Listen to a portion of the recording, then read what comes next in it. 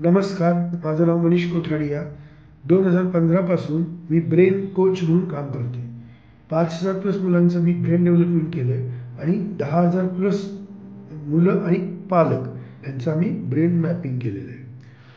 Brain coach म्हणजे काय? I think he संकल्पना तुम्ही आज पहिल्यांदा ऐकताय, राईट?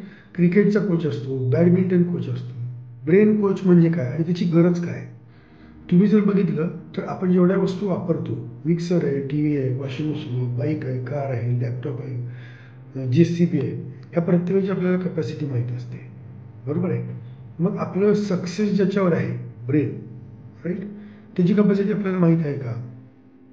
तर आपल्याला ब्रेन कॅपॅसिटी 90% लोकांचं उत्तर येते की आपल्याला आपली ब्रेन कॅपॅसिटी माहीत नाही, बरोबर आहे? मुलांपुढे ज्वलंत 2 प्रश्न आहेत. पहिला प्रश्न, अभ्यास लक्षात ठेवायचं म्हणून केलं तरी लक्षात नाही राहत, आणि आपण समजा एखाद्या सिनेमाला गेलो तर सिनेमा मात्र लक्षात ठेवायचं नाही म्हणून गेलो तरी आपल्याला लक्षात राहतो. असं का होतं? म्हणजे आपला ब्रेन आपण म्हणतो एका बाजूला सुपर कॉम्प्युटर आहे, पण काही गोष्टी आपल्याला लॉंग टर्म लक्षात राहतात, काही गोष्टी आपल्याला शॉर्ट टर्म लक्षात राहतात. हे कशामुळे? हे जर आपल्याला कळलं तर मुलांचा अभ्यास खूप सोपं होईल.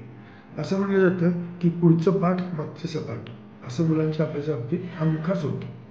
उदाहरण असं गृहीत धरा, आत्ता एक 100 मुलं आहेत जी 10वीला आहेत, त्यांनी सोडवलेले 7वीचे पेपर दिले, बरोबर आहे? त्यांनी सोडवलेले 7वीचे पेपरमध्ये तर किती मुलं पास होते? अवघड आहे किंवा किती मार्क पडते?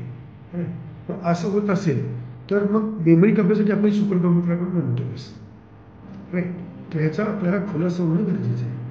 तर आपण जर आपल्या ब्रेनची ओव्हरऑल क्षमता बघितली तर आपण आपल्या ब्रेनची क्षमता लॅपटॉपच्या भाषेमध्ये जर बोलायचं म्हणली तर आपण 200 पानी 5 कोटी पुस्तकं, रिपीट करतो, 200 पानी 5 कोटी पुस्तकं 5 नंबर सहित लक्षात घेऊ शकतो, एवढा सुपर पॉवर ब्रेन आपल्या सगळ्यांकडे, जगामध्ये जेवढी लोक आहेत या सगळ्यांकडे एवढा सुपर पॉवर ब्रेन आहे.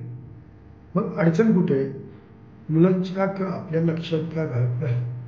तर तुम्ही जर गुगल केलं तर तुम्हाला लक्षात येईल आपण आपला ब्रेन हार्डली अर्धा ते 1% वापरतो, 1/2 to 1%. आपल्याला नवीन आलेले अप्लायन्सेस, मोबाईल, लॅपटॉप कसा वापरायचा माहीत आहे, पण जो ब्रेन आपल्या बरोबर आला आहे तो वापरायचा कसा आपल्याला माहीत नाही.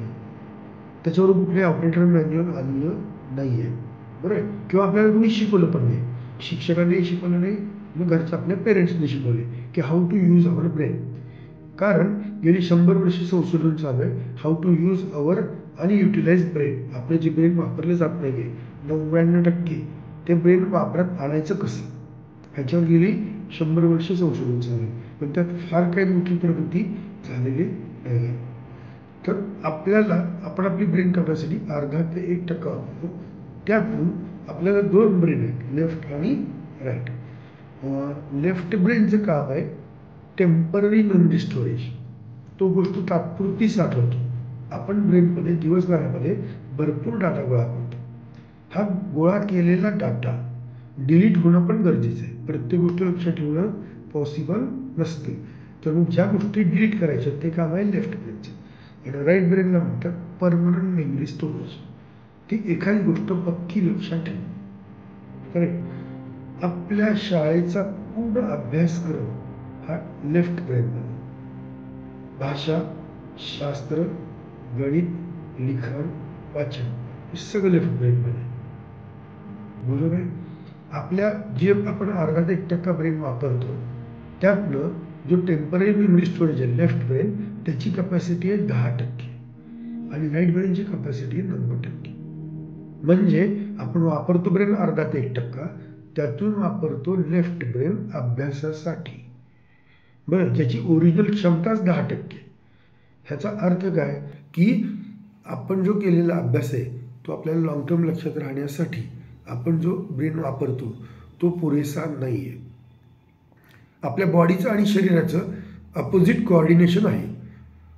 म्हणजे आपली लेफ्ट हँड आपला राईट ब्रेन ऑर्डर देतो. मी जर लेफ्ट हँड हलवतोय तर आपला राईट ब्रेन कोऑर्डिनेशन करतो, आणि मी जर राईट हँड हलवतोय तर आपला लेफ्ट ब्रेन कोऑर्डिनेशन करतो.